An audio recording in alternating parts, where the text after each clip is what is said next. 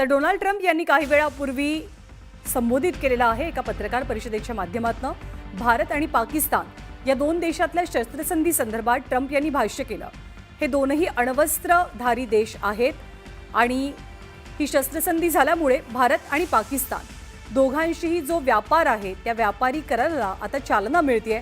अण्वस्त्र युद्धाचा मोठा धोका होता या दोन देशातल्या वाढलेल्या तणावामुळे, पण अण्वस्त्र युद्धाचा धोका अखेरीस टळलेला आहे आणि करोडो लोकांचे प्राण वाचलेत असं सुद्धा डोनाल्ड ट्रम्प यांनी म्हटलं।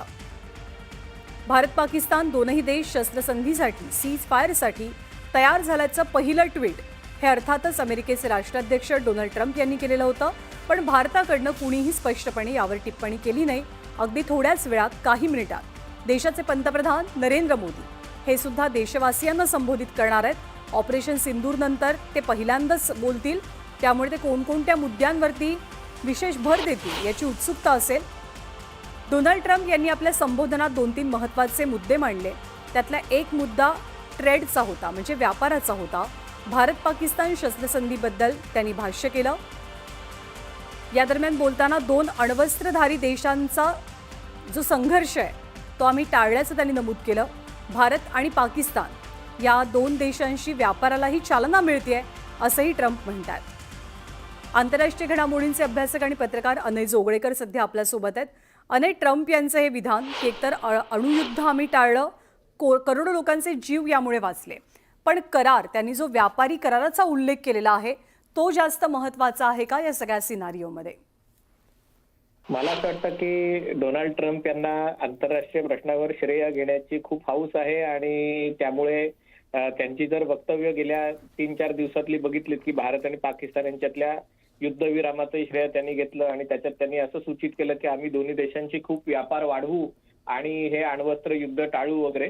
पण मला असं वाटतं की प्रत्यक्षात त्यांना जमिनीवरच्या परिस्थितीची फारशी कल्पना नाहीये। त्यांना याचीही कल्पना नाहीये की पाकिस्तानशी व्यापार करणार म्हणजे अमेरिका कसला व्यापार करणार, कारण पाकिस्तान एक दिवाळखोरीच्या उंबरठ्यावर असलेला देश आहे। पण डोनाल्ड ट्रम्प यांचं एकूणच व्यक्तिमत्व असं आहे की ते स्वतःच्या प्रेमात असल्यामुळे ते अशा प्रकारच्या वक्तव्य करतात। त्यांना आपण मान देऊया आणि त्यांच्याकडे दुर्लक्ष करणं हे सगळ्यात चांगलं राहील। टायमिंग सुद्धा खूप महत्त्वाचं आहे, कारण जेव्हा नरेंद्र मोदी अवघ्या काही मिनिटात देशाला संबोधित करण्यासाठी येतात त्याच्या बरोबर काही वेळापूर्वीच राष्ट्राध्यक्ष डोनाल्ड ट्रम्प आले आणि त्यांनी सगळ्यांना म्हणजे त्यांच्या मनात जे काही होतं ते सांगितलं। टायमिंग किती महत्त्वाचं? नाही, टायमिंग आपल्याला बघावं लागेल, कारण दुसरी एक खूप मोठी घटना आज घडलेली आहे। अमेरिका आणि चीन यांच्यामधलं व्यापारी युद्ध त्याला एक 90 दिवसाचा पॉज मिळालेला आहे। अमेरिकेने चीन विरुद्धचे एक आयात कर आहे तो खूप मोठ्या प्रमाणात म्हणजे केवळ 30% आणलेला 145%वरून, आणि त्यामुळे डोनाल्ड ट्रम्प पत्रकारांशी बोलणं स्वाभाविक होतं आणि पत्रकार परिषदेत अशा प्रकारचे प्रश्न येतात। पण ट्रम्प यांचं वक्तव्य हे अमेरिकेचं धोरण आहे किंवा ते नरेंद्र मोदींना काउंटर करायला काही बोललेले आहेत हा निष्कर्ष एवढ्याच काढणं योग्य होणार नाहीये। एकदा पंतप्रधान नरेंद्र मोदींचं वक्तव्य आल्यानंतर आपण त्याच्याबाबत अधिक चांगल्या प्रकारे ठरवू शकू। प्रत्येक जण आपापला अंदाज बांधतोय की हे युद्ध किंवा दोन देशांमधला तणाव किंवा सीज फायर नेमकं कशामुळे झालेलं असावं। तर आत्ताच्या डोनाल्ड ट्रम्प यांच्या संबोधनातनं काही अंदाज लावू शकतोय का आपण की हा महत्त्वाचा मुद्दा होता ज्यामुळे दोनही देशांनी शस्त्र तुर्तास म्यान करायचं ठरवलंय? मला असं वाटतं की सुरुवातीपासूनच भारताने ही भूमिका घेतली होती। जेव्हा आपण दहशतवाद्यांच्या तळांवर हल्ला केला होता तेव्हाच आपण अप्रत्यक्षपणे सांगितलं होतं की ही कारवाई आमच्यासाठी संपलेली आहे। आता जर पाकिस्ताननी आमच्या विरुद्ध कारवाई केली तर आम्ही त्याला चोख आणि कदाचित त्याच्यापेक्षा मोठं उत्तर देऊ, आणि त्याच हिशोबाने हे सगळं चालू होतं। पण ही जो सगळा युद्धविराम झाला तोही शेवटी पाकिस्तानच्या डीजीएमओनी भारताच्या डीजीएमओना फोन केला आणि आपण हे थांबूया अशी जेव्हा विनंती केला तेव्हा हे थांबलं।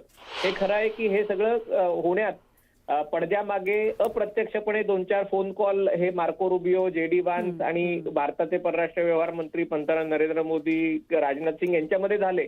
पण ही जो युद्धविराम आहे तो पूर्ण भारत आणि पाकिस्तानच्याच द्विपक्षीय बोलण्यातनं झालेला आहे, याचे तपशील समोर आलेले आहेत। आणि आज जी डीजीएमओची पत्रकार परिषद होती त्याच्यातही त्याने सांगितलं होतं की आमची कारवाई ही पाकिस्तानच्या दहशतवादी तळांविरुद्ध होती।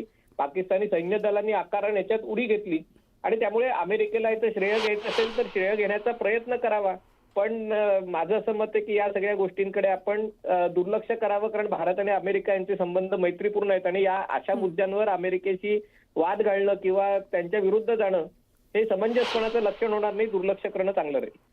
आणि आभार आपले. आपण विश्लेषण सविस्तरपणे केलं त्याबद्दल. तर डोनाल्ड ट्रम्प यांनी काही वेळापूर्वीच संबोधित केलं आणि अण्वस्त्रांचा धोका, अण्वस्त्र युद्धाचा धोका टाळल्याचं त्यांनी म्हटलं. ब्रिगेडियर हेमंत महाजन सर सध्या आपल्यासोबत आहेत. महाजन सर, डोनाल्ड ट्रम्प यांनी संबोधित केलेलं आहे आणि अण्वस्त्र धोका टाळला असं त्यांनी म्हटलंय. म्हणजे दोनही देशांचा तणाव इतका वाढला होता का, की अण्वस्त्र युद्धाच्या उंबरठ्यावरती कोणता तरी एक देश येऊन ठेपलेला? मला काय असं वाटत नाहीये. मुख्य जे ज्याच्यामुळे सीज फायर झालं ते सीज फायर म्हणजे जे न्यूक्लिअर रेडिएशन लीक होत आहेत, तर त्याच्यामुळे ते नेमकं तिथे काय झालं की आपल्या विमानांनी हल्ला केल्यामुळे त्यांची जी तिथे अण्वस्त्र किंवा त्याच्या ज्या फॅसिलिटीज होत्या त्या डॅमेज झाल्या का, आणि त्याचा डॅमेज झाला असेल तर रेडिएशन काय येते, रेडिएशन येते तर किती येत आहे, हे धोकादायक आहे की नाही, हे सगळं चेक करण्याकरता म्हणजे गंभीर परिस्थिती निर्माण झाल्यामुळे म्हणजे सीज फायर करण्यात आला आणि नंतर ज्या सगळ्या टीम्स आहेत त्या तिथे चेक करायला गेल्या आहेत. त्याच्यामुळे नेमकं काय झालं हे सगळं आपल्याला कळलं. तर काय झालं हे पाकिस्तानला माहिती आहे आणि आता या टीमच्या गेल्या आंतरराष्ट्रीय टीम जे रेडिएशन मेजर करतात त्यांना सुद्धा कळेल की नेमकं काय झालेलं आहे. तर हे अणुयुद्धाचा धोका टळला वगैरे जे डोनाल्ड ट्रम्प म्हणतायत ते म्हणजे जास्तच बोलतायत ते, कारण याच्या आधी त्यांनी म्हणजे एक तर त्याच्यात 2-3 चुका ते करतायत. एक तर ते म्हणतात पाकिस्तान आणि भारत या दोघांना ते एकत्र संबोधित करतायत.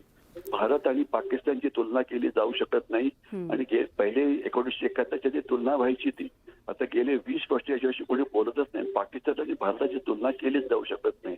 तर ती पहिली एक चूक करतायत आणि पाकिस्तानला एवढं जास्त महत्व देऊन. आणि दुसरं त्यांनी मध्ये अजून एक ह्याच्यावर प्रयत्न केला होता की मी काश्मीर प्रश्नावरती सुद्धा तुम्हाला मदत करीन. त्यांची मदत आपल्याला नको आहे, कारण काश्मीर प्रश्न हा बायलॅटरल इश्यू आहे आणि त्यात एकच पॉईंट शिल्लक आहे की पाकिस्तानी ऑक्युपाईड काश्मीर जो पाकिस्तानकडे तो परत करायला पाहिजे. दुसरा कुठला मुद्दाच नाहीये. आणि तिसरं आपल्याला हे जे ऑपरेशन होते किंवा दहशतवाद्यांना मारण्याकरता होते आपण 100 वेळा सांगितलेलं आहे, तर त्याच्यात डिस्कस केलेला आहेच काय, तर हे स्वतःचं उगीच महत्व वाढवण्याकरता अशा प्रकारचे स्टेटमेंट करतात की युद्ध वगैरे टाळलं. डोनाल्ड ट्रम्प यांनी 2 वेळा याच्या आधी प्रयत्न केले होते. एक तर त्यांनी युक्रेन आणि रशियामध्ये वाटाघाटी करण्याचा प्रयत्न केला ना, रशियाने त्यांचं ऐकलं ना युक्रेनने त्यांचं ऐकलं. मग त्यांनी पुन्हा प्रयत्न केला इस्रायल आणि हमासच्या मध्ये संधी करण्याचा, तिथे पण त्यांचं कोणी ऐकलं नाही. मग आता ते एकदम इकडे येऊन पोहोचलेलं त्याचं मोठं क्लेम करतात की आम्ही युद्ध टाळलं. असं युद्ध वगैरे काही नाही. उगीच ते जो बागलबुवा करण्याचा जो प्रयत्न पाकिस्तानचा चाललेला आहे त्याला जास्त महत्व द्यायला नको आणि डोनाल्ड ट्रम्पच्या याला मी जास्त महत्व देणारच नाही. आता 8 वाजता पंतप्रधान बोलणाऱ्या देशाशी, तर बघूया ते त्यावेळेला काय बोलतात.